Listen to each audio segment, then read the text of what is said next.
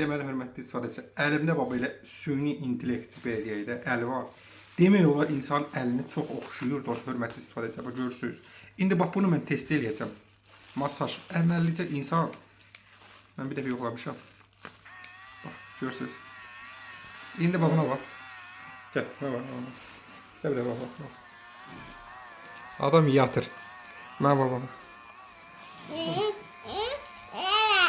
Bu beyni birbaşa sakitləşdirir də. Sən deyirəm, qata video çəksən qızım deyə. Başı da.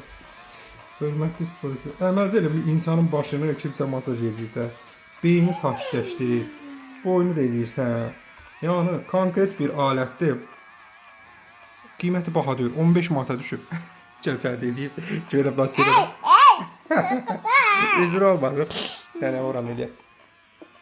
Öncə qarın. Seç bir sonra seç. Hadi qarın. Bir deyir o bəbələrlə olur da.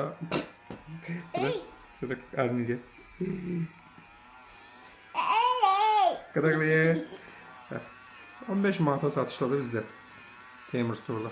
Ünvan Əhmədli Seyrazım Şirvani 1B. Yaxşı məhsul həqiqətən də. Bir özümə götürmüşəm. Çok masum aradı. Çox əla məhsul deyil ya.